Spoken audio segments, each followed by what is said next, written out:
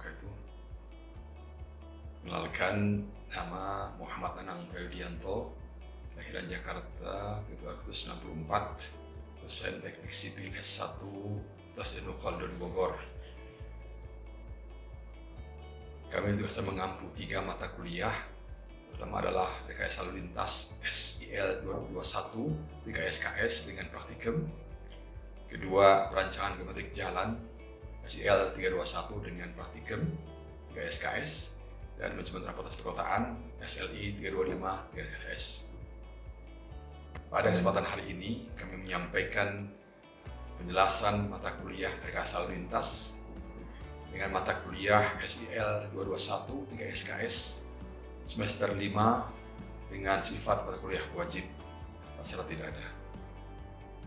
Mata kuliah ini adalah mengevaluasi dan merancang kecepatan rencana satu ruas jalan, mengevaluasi analisis hubungan antara volume, kecepatan, dan kepadatan lalu lintas, menentukan kapasitas dan tingkat beban ruas jalan, menentukan kapasitas kejenuhan, tundaan, dan peluang antrian pada persimpangan dengan bundaran dan persimpangan dengan bersinyal dan tidak bersinyal, merancang pengaturan lalu lintas, merancang kebutuhan ruang parkir dan terminal dan perlengkapan jalan. Tujuan perjalanan ini adalah memperkenalkan cakupan dan tujuan ilmu rekayasa lalu lintas. Yang kedua, menjelaskan keterkaitan mata kuliah lalu lintas dengan mata kuliah lainnya. Ketiga, memberikan motivasi dan kesempatan kepada mahasiswa untuk mempelajari dan mengaplikasikan materi mata kuliah rekayasa lalu lintas. Dari kesimpulan umum adalah mahasiswa dapat memahami tujuan ilmu rekayasa lalu lintas dan cakupannya secara umum, serta memberikan solusi bagi penyelesaian permasalahan lalu lintas, terutama berkaitan dengan kinerja, tingkat pelayanan ruas jalan, persimpangan, parkiran, terminal, perlengkapan jalan, dan klasifikasi fungsi dan hierarki jalan. Ada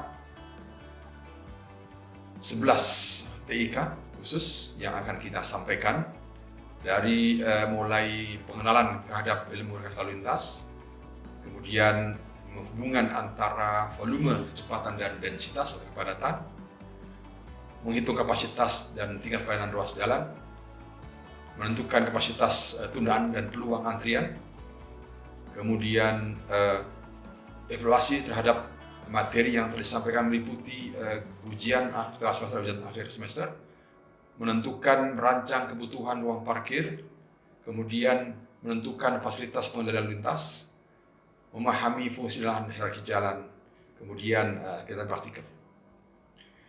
Outcome belajar adalah selain knowledge dan skill, diantaranya mengerti dan memahami tujuan dari rekayasa lalu lintas. Mahasiswa juga termotivasi melakukan penelitian, evaluasi. Kemudian mahasiswa mengerti dan melakukan penelitian di bidang rekayasa lalu lintas. Materi pertama yang disampaikan adalah pengenalan, meliputi ada beberapa poin penting. Pertama adalah pengenalan terhadap cabang-cabang ilmu teknik sipil, kemudian ada kelompok-kelompok ilmu transportasi, definisi dan tujuan ilmu lalu lintas, jenis survei, kemudian metode survei, definisi volume lalu lintas dan gunanya, kemudian klasifikasi kendaraan dan daftar penumpang. Kemudian bagian kedua mengenai kecepatan, yaitu definisi kecepatan, ada terangkan space speed dan time speed, kemudian jenis-jenis kecepatan, kemudian kegunaan data kecepatan, metode dan penelitian lokasi survei kecepatan, rumus yang digunakan untuk menentukan kecepatan, kemudian pembahasan contoh-contoh kecepatan. Yang ketiga, bagaimana hubungan antara volume, kecepatan, dan kepadatan dalam konsep teoritis. Yang pertama, bentuk hubungan teoritis antara kecepatan, volume, dan kepadatan. Kecepatan maksimum berapa? Free flow, kemudian juga kapasitas atau volume maksimum dan kepadatan maksimum. Kemudian metode Green-Shield, Wilberg, dan Underwood, kemudian pembatasan dengan contoh soal. Berikutnya kita masalah kapasitas, yaitu kapasitas definisinya dan kaitan bagaimana menghitung kapasitas suatu ruas jalan, baik ruas jalan antar kota, jalan perkotaan, jalan tol, dan pada persimpangan. Kemudian pengendalian lalu lintas, yaitu metode untuk menghitung simpang-simpang berbentuk simpanan prioritas, simpang tidak bersinyal, dan simpang dengan lampu atau bersinyal. Kemudian weaving, yaitu jalinan antara potongan kendaraan dengan yang lain, baik berupa konflik, berupa crossing, weaving, merging maupun diverging. Untuk selanjutnya kita akan membahas mengenai konsep hubungan antara kecepatan, kepadatan, dan volume dengan melihat fungsi antara U dan K, kecepatan dan density kepadatan. Jadi U sama dengan UF dikalikan 1 kurangi K dibagi KJ. Kita akan mendapatkan fungsi yang linear berpendekatan daripada fungsi hiperbola asymptot, di mana kita mendapatkan keadaan di mana density-nya maksimum pada V sama dengan 0. Kemudian density-nya 0 mendekati 0 pada V maksimum. Kemudian kita juga melihat hubungan antara flow atau arus volume dengan kepadatan, di mana hubungan antara flow dengan density dikalikan dengan bentuk parabolik, dengan bagian kanan merupakan bagian congested flow, padat, kemudian bagian kiri adalah uncongested flow, dan lancar. Fungsinya Q sama dengan UF kalikan K min K kuadrat bagi KJ. Kemudian kita bisa mencari optimum density. Berapa density yang menghasilkan kapasitas maksimum, volume maksimum. Kemudian yang ketiga, hubungan antara speed dan flow dinyatakan sebagai fungsi parabolik, di mana flow adalah menjelaskan tingkat optimum yang dilahirkan oleh kendaraan namanya kapasitas, dengan fungsi Q sama dengan KJ kalikan U dibagi U kuadrat bagi UF. Kita bisa melihat bagian atas adalah sifat yang congested, tidak macet, yang bagian bawah adalah congested, di mana kita terangkan kepada mahasiswa bahwa satu volume punya dua nilai kecepatan. Dan kecepatan yang optimum adalah kecepatan yang menghasilkan volume maksimum. Kemudian kita menjelaskan dengan data-data, dan mahasiswa akan mencoba menganalisis data tersebut untuk menurunkan persamaan tersebut pada setiap kurva dari jaringan-jalan yang disajikan dengan contoh soal. Referensi yang kita gunakan ada sekitar 18 referensi, dari mulai Highway Traffic Analysis and Design oleh RI Salter, kemudian Kapasitas Jalan Indonesia MKJI oleh Bina Marga, kemudian klasifikasi fungsi jalan, kemudian support yang lain, referensi yang berupa jurnal-jurnal maupun prosedik yang relevan dengan kondisi pada pertemuan untuk mahasiswa yang saya banggakan. Kesempatan ini kita akan berbicara mengenai praktikum rekayasa lalu lintas. Sebab praktikum adalah suatu upaya kalian untuk mengenal real field yang akan mendapatkan bagaimana solusi ketika masalah dihadapi di lapangan. Bahan ini disajikan dalam beberapa pertemuan, 8 kali pertemuan praktikum tersebut, dilakukan dalam konteks penjelasan di laboratorium, kemudian kalian menuju ke lapangan dengan alat yang kami siapkan. Praktikum dilakukan dalam pertama adalah pengambilan data praktikum, yaitu geometri jalan, traffic counting, hambatan samping, kecepatan kendaraan, dan waktu tempuh kendaraan. Pengolahan data praktikum pengolahannya dilakukan dengan software, dengan KJ atau MKJI, kemudian GeoTracker, dan dengan gambar kondisi jalan atau AutoCAD. Kemudian pada simpang bersinyal, pengambilan praktikum dilakukan dengan setting lampu. Lihat setting lampu di lapangan, kemudian bagaimana geometri simpangnya, melakukan traffic counting, kemudian hambatan samping, dan panjang antrian. Data praktikum diolah dengan software KJ dan dengan gambar kondisi simpang AutoCAD. Simpang tidak bersinyal dilakukan dengan pengambilan data praktikum dan pengolahan data yang sama, tapi dengan konsep untuk mengenal, membedakan mana simpang yang tidak bersinyal, simpang prioritas, dan simpang berlampu. Nah, pada kondisi ruas jalan, pertama ruas, kalian melakukan suatu upaya untuk mendapatkan besar-besaran lalu lintas. Pertama, mengukur waktu, melihat kendaraan, klasifikasi kendaraannya, kemudian melihat waktu survei dan waktu puncaknya, kemudian melihat hambatan sampingnya, sisi jalan seperti apa, buat kegiatan, pendidikan atau perdagangan, kemudian jenis kendaraan nanti yang berpengaruh kepada efek daripada traffic. Alat-alat yang disiapkan tentunya pertama adalah walking measure. Bagaimana Anda menggunakan alat untuk mengukur daripada penampang geometri jalan. Kedua, handy talkie counter, melihat berapa jumlah kendaraan yang lewat. Kemudian juga stopwatch, mengukur waktu proses dan satu tempat ke tempat yang lain. Kemudian roll meter, yaitu untuk jarak kendaraan yang dengan presisi. Dengan masker, kemudian dengan rompi keselamatan, kemudian peta-peta atau form yang disiapkan lebih jelas lagi, dan papan papan jalan ya. Nah, pertama adalah langkah praktikum mengikuti adalah MKJI oleh dengan standar PUPR. Langkah pertama adalah data masukan. Kedua, langkah kapasitas. Ketiga, perilaku lalu lintas. Keempat, perilaku analisis perilaku lalu lintas. Kemudian kita hitung untuk mendapatkan pertama adalah menghitung dari data-data kondisi geometrik jalan.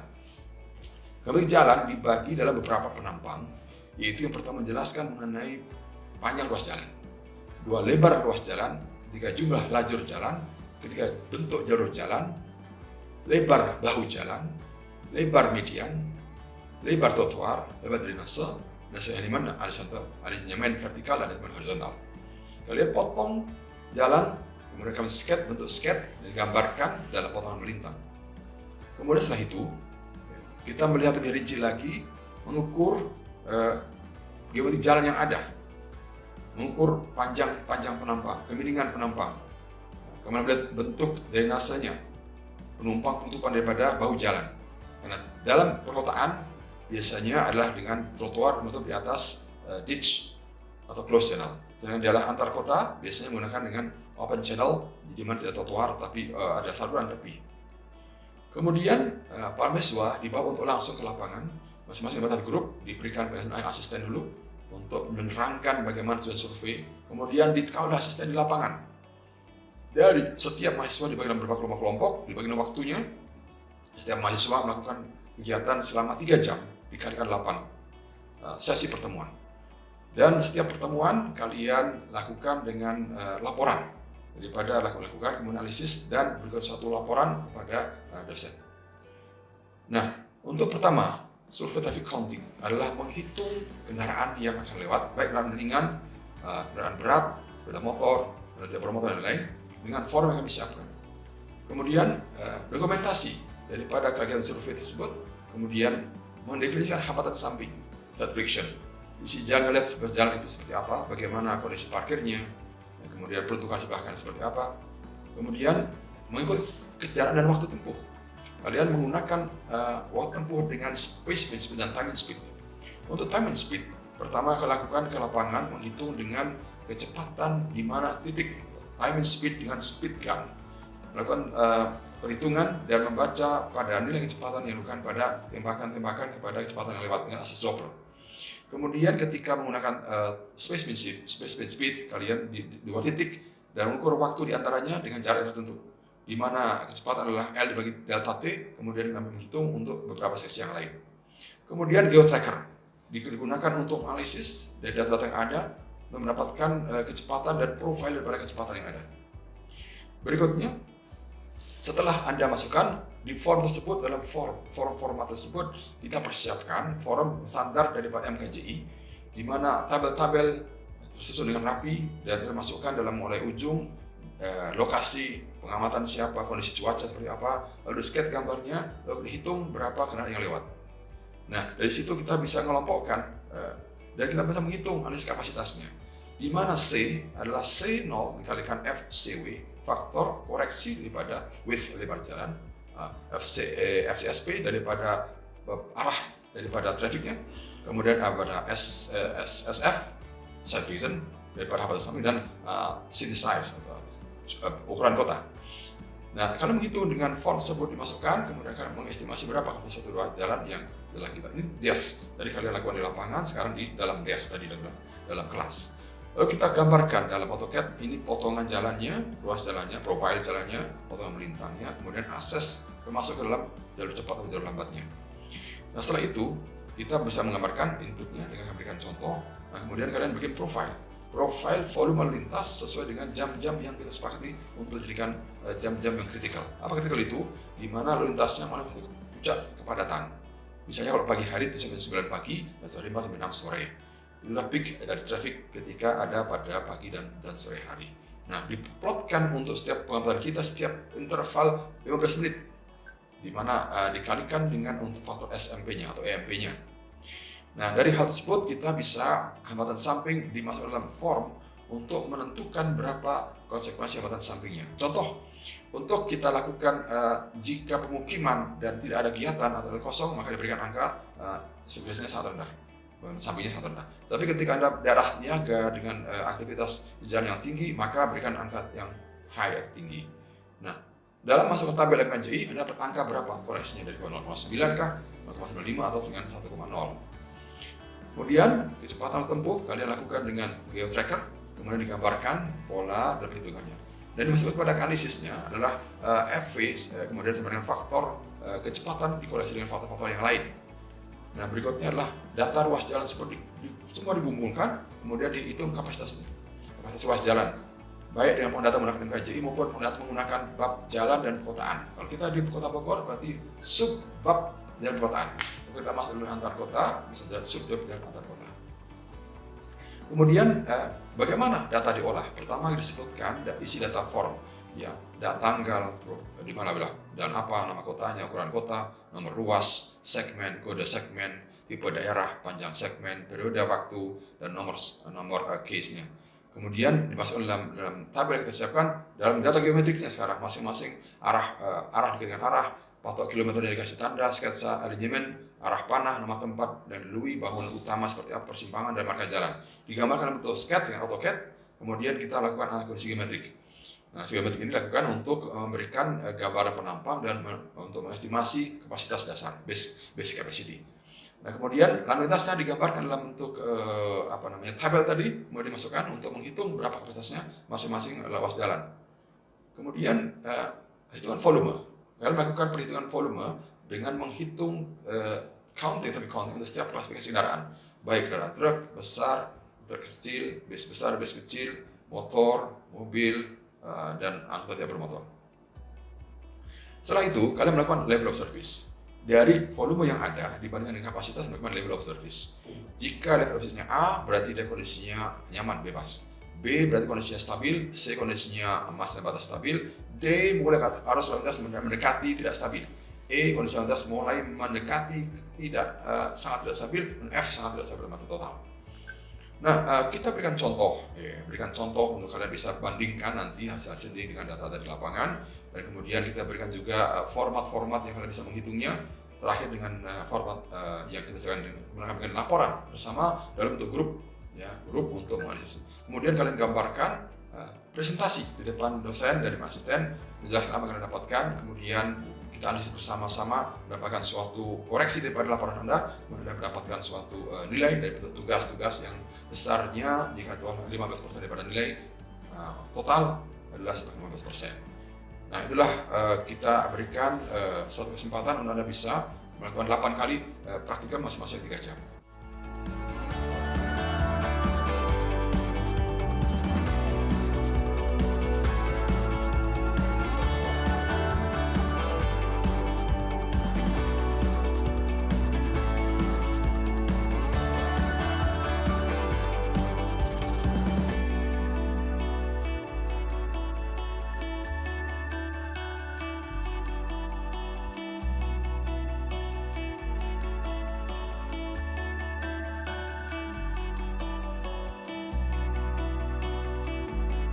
Dua yang sedang dari masuk radius 3 dalam, kemudian yang besar dari ke atas, dan sempat diatur di sana di sini. Namanya girator ini, seperti kelompok kali karat, tapi kontaknya untuk kantoran atau seperti ini ada girator. Nah, sekarang contoh boleh kan?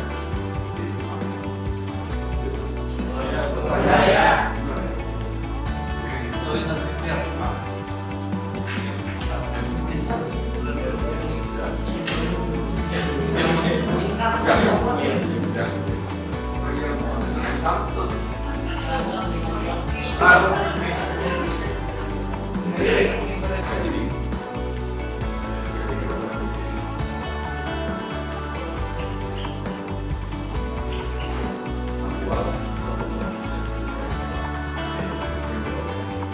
Ada 4 jenis. Pertama dari ada radiusnya. Jadi kedua dari jumlah lajur masuknya. Kalau ini 1 berarti 10 berarti ini R10 11. R10 22 ini R10 22 berarti masih lagi. R22 14 22. 40 22 dia radiusnya 22. Jadi ini sudah diberikan oleh ketika lajurnya 1, maka diberikan lajurnya 3,5 misalnya kalau 3,5 meter dan jika 2 lajur maka 7.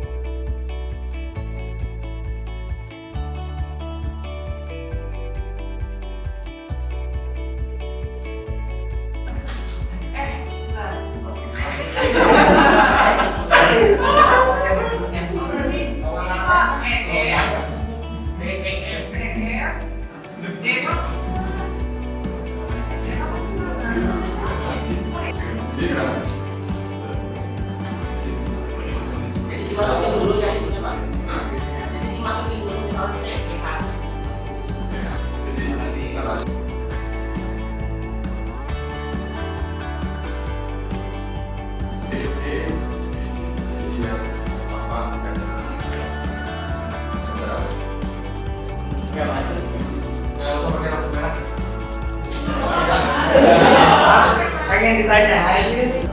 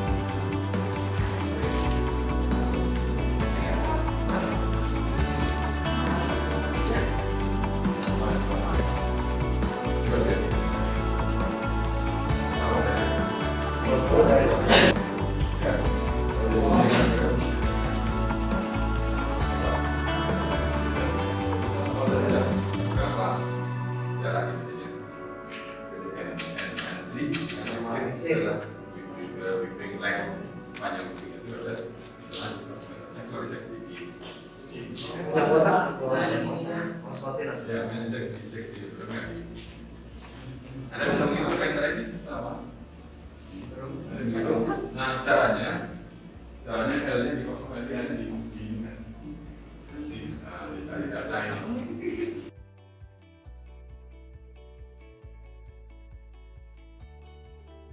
Biaya ya energi yang dipakai oleh orang-orang selama setahun untuk mobilitas transportasinya dalam million joule per inhabitant. Nah kita lihat di sini, kalau share public transportnya, jumlah angkutan umumnya semakin tinggi, maka energinya semakin rendah ya, dengan R square 0,75. Ini data UITP, National Public Transport ya tahun 2006 untuk negara-negara di Asia khususnya. Impact of modal split, pengaruh daripada modal split terhadap konsumsi energi. Dampak daripada modal split, yaitu share daripada public transport kepada moda transportasi yang lainnya terhadap konsumsi energi. Apa artinya kita bisa melihat di sini? Mahasiswa sekalian bisa melihat di sini bahwa pada bagian ini share daripada energi tinggi. Kenapa? Karena public transportnya rendah.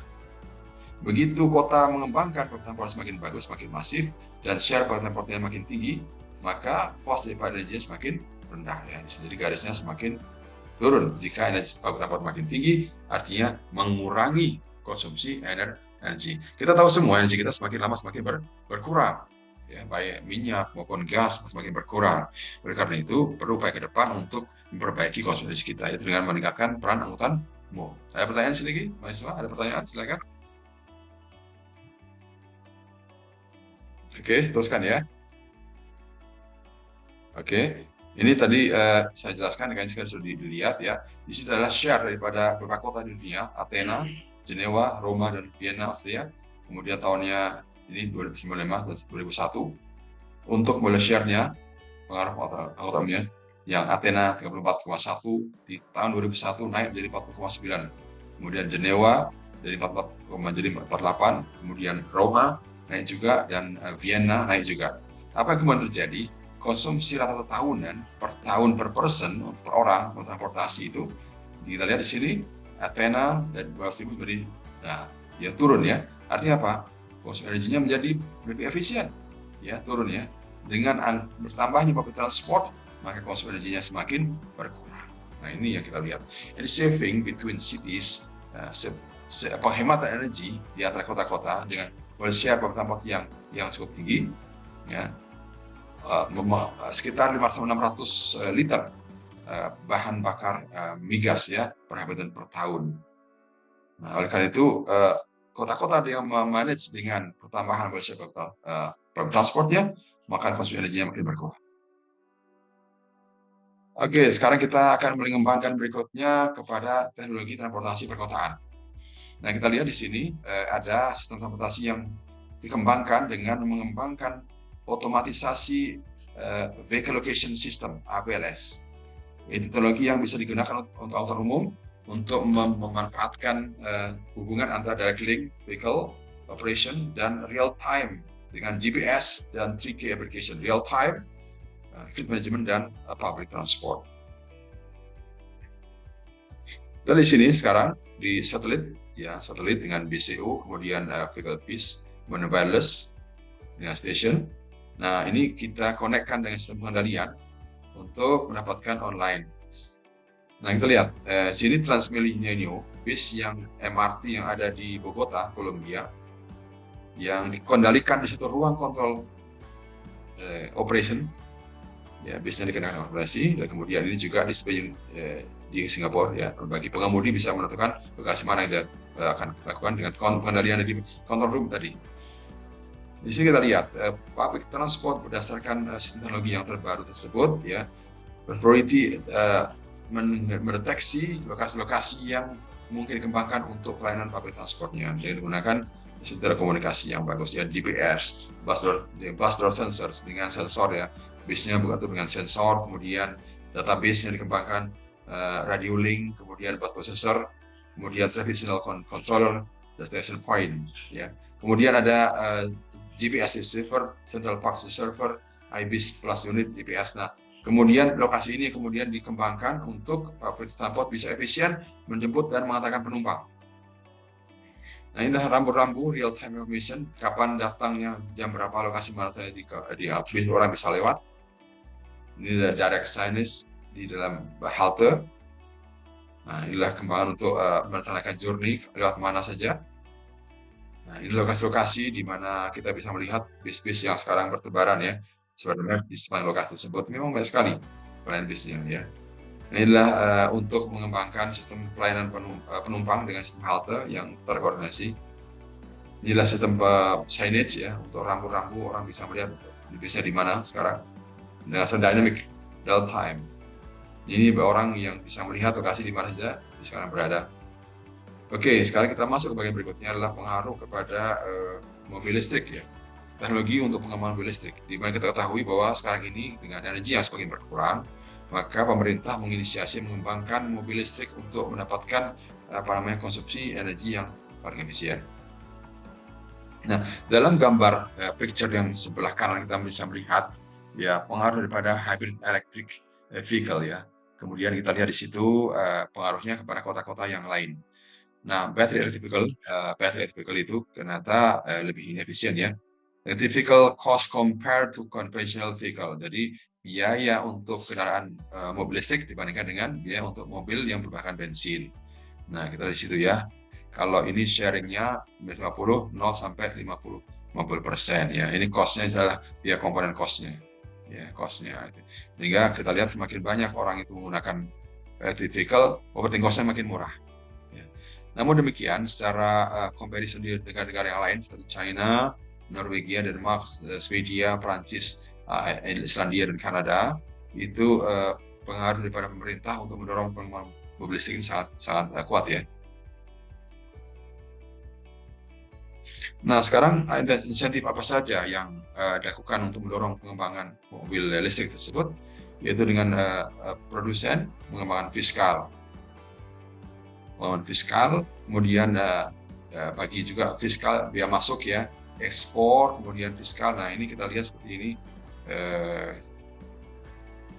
kita bisa melihat bagi penumpang, bagi pengguna juga ada fiskal, juga bagi konsumen juga, dan juga produsen juga ada fiskal. Ada fiskal untuk mendorong penggunaan mobil listrik ini.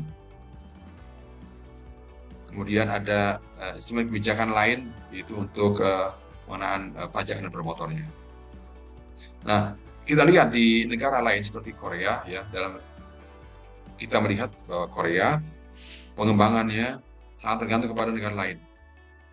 Korea itu tidak punya energi yang prima. Lihat petroleum base-nya, mobil dengan berdasarkan bensin ya, di situ adalah hampir 100% bergantung pada impor.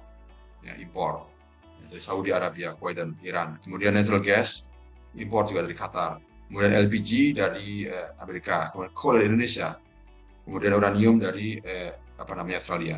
Kita lihat di sini bahwa Korea ketergantungan energinya kepada negara lain yang impor sangat besar. Karena itu Korea membuat suatu upaya untuk mengembangkan sistem mobil listrik untuk konsumsinya energi dan memanfaatkan pengurangan konsumsi pada energi yang sekarang dilakukannya. Itu dengan cara membuat suatu rencana ke depan, yaitu untuk mengembangkan sistem transportasi berbasis yang efisien. Nah, kemudian dikembangkan dalam konteks ini adalah policy government untuk bisa menurunkan price daripada mobil-mobil yang ada di sana. Sehingga mobil listrik itu jadi murah, dari $44.000 menjadi $18.000. Ini adalah government insentif sehingga lebih murah daripada mobil yang bahan bakar bukan gas ya, mobil bensin, lebih murah.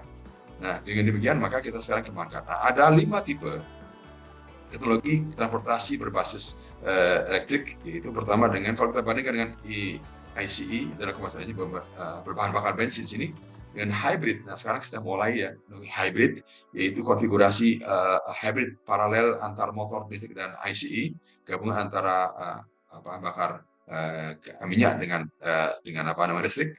Kemudian plug-in hybrid ya, di plug-in ada colokan begitu. Kemudian yang kita harapkan adalah battery EV, menggunakan motor listrik penuh. Nah, ini sistemnya dengan menggunakan ICE lagi. Yang kedua dengan fuel cell EV yang lebih advance. Tapi target kita adalah bagaimana mengembangkan electric vehicle untuk teknologi transportasi perkotaan. Secara operation ini lebih murah. Kita lihat di sini perbandingan harganya lebih murah dibanding dengan kendaraan berbakar petroleum maupun yang lain. Artinya apa? Pemanfaatan harga dengan mobil listrik itu memberikan saving, pengurangan biaya operasi ya. Nah, comparison gini perbandingannya. Kalau bis dengan elektrik dan bis dengan diesel, itu kita lihat memang harganya lebih mahal, tapi lihat operating cost-nya lebih murah. Energinya per tahun ya lebih murah jauh dibandingkan mobil diesel. Kemudian maintenance cost juga lebih murah, ya hampir 1/4-20%-nya. OPEX per annum-nya, biaya untuk operasinya setengah daripada mobil dengan bahan diesel. Ya, maka total cost operation per kilometernya lebih murah dibandingkan, walaupun investasi dan operation total lebih murah dengan menggunakan electric bus dibandingkan dengan mobil yang diesel.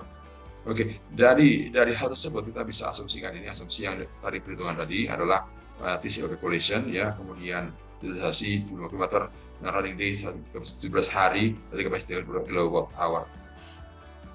Oke, baik. Nah, bagaimana pengembangan untuk Jakarta? Nah, kita untuk negara kita di Jakarta, kemudian tahap pertama adalah transportasi 1,020 sampai dengan 4.0. Nah, yang sekarang ini dikembangkan Jakarta sudah menggunakan sistem integrasi dengan mengembangkan jaringan-jaringan bis berbasis bis besar, bis sedang, dan kereta api, tentu jaringan linkage, sehingga orang tidak perlu bayar lagi satu moda pindah ke moda yang lain. Sehingga secara timing lebih saving, time saving, juga cost-nya lebih saving. Ini generasi keempat daripada transportasi di kota Jakarta. Nah, untuk bis listrik sendiri teknologinya adalah menggunakan seperti ini, di mana kita lihat untuk rooftop unitnya, kita lihat seperti ini, passenger car intake, kemudian air duct, extractor vent. Untuk kendaraan 12 meter single deck dibandingkan length, ya, ini length masing-masing artinya mobilnya masing-masing.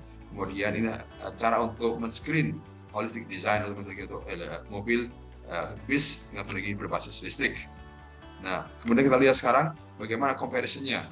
Ya, kita bandingkan antara mobil dengan dimensi yang lain adalah komponen dimensinya, jumlah kursi, panjangnya, lebarnya, ketinggiannya, gross weight-nya, kemudian operating maintenance cost-nya, price, cost, kemudian baterainya, berapa lama charging time, max power, max torque, dan battery type seperti apa operasinya. Nah, kemudian kita mendapatkan flowchart seperti ini memudahkan bagaimana TCO-nya. Nah, di dalam konteks pengembangan mobil listrik, ini energy source-nya bisa macam-macam ya. Charging-nya, ada charging refueling, pengisian bahan bakarnya, kemudian onboard energy sources-nya, kemudian driving motor, kemudian body type-nya, cooling dan heating. Dalam gambar berikutnya kita lihat pengaruh kota-kota ya. Di sini adalah small city, medium city, dan large city. Nah, kita lihat di sini untuk small city, jadi 9 km per day, kemudian untuk Jakarta 200 km per day per hari, dan seterusnya. Nah, kita bandingkan di mana posisi Jakarta. Kita lihat sini adalah cost per kilometernya, ya. Di sini kita lihat. Nah, comparison tersebut menunjukkan bahwa semakin kota itu semakin besar, dengan pelayanan mobilitas semakin efisien. Ya, di sini adalah diesel basis, kemudian elektrik basis yang biru, kemudian yang merah adalah elektrik basis dengan depot charging. Nah, ini kan dengan sistem ini seperti ini. Nah, yang paling efisien ini adalah yang biru ini ya, 10 kW elektrik basis low depot charging, kemudian yang baru yang merah dan seterusnya. Jadi tipe-tipe untuk chargingnya dan tipe-tipe untuk berdasar berapa sumber energinya kita dapatkan seperti ini. Para pemirsa sekalian, kemudian kita terakhir bahas mengenai teknologi transportasi kereta api. Karena kereta api ini sangat perlu ya, kita kembangkan di perkotaan tersebut. Teknologi kereta api sangat menunjang untuk transportasi yang murah dan ramah lingkungan. Nah, di sini kita lihat di Amerika sendiri, goal untuk industri kita lihat ya, dia membutuhkan karakteristik yang fast, cepat, reliable, layak, convenient, nyaman, ekonomi murah, safe, aman, full efisien artinya efisien dan ramah lingkungan. Nah, kereta api pun saat tersebut. Nah, kita lihat seperti ini dalam teks, kita lihat antara speed meter per hour, kemudian dengan resistance ya, daya gesek ya, dan gesek kemudian pound per ton.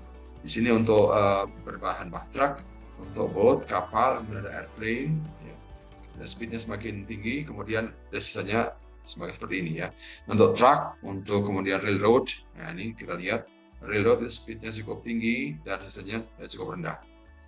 Inilah keuntungan daripada kalau pipeline resistanya kecil tapi speednya rendah ya. Nah, kalau airplane resistanya sedang tapi speednya tinggi. Nah, ini truk dibandingkan dengan kereta api ya, kita efisien kereta api ya.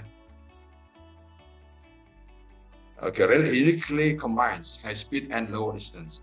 High speed, ini high speed dibandingkan dengan truk dan boat, ini higher speed, kemudian low resistance rendah. Jadi gaya tahan, gaya geseknya terendah.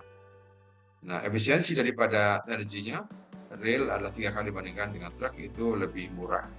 Kereta api ya dibandingkan truk itu efisiensinya lebih tinggi untuk kereta api. Baik, itu saja yang saya sampaikan. Ada diskusi bahan Anda mau diskusi, silakan. Ada pertanyaan para mahasiswa, silakan.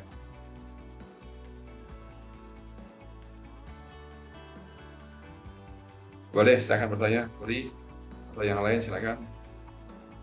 Aldiana silakan. Seka, Rizky, Rifki dan yang lain silakan. Oke.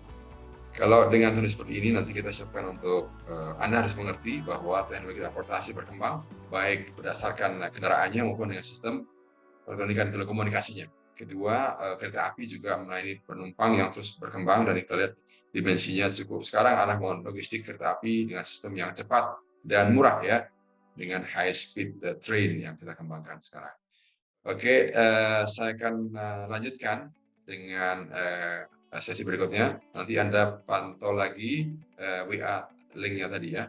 Terima kasih. Nanti kita masuk ke bagian kedua. Bismillahirrahmanirrahim.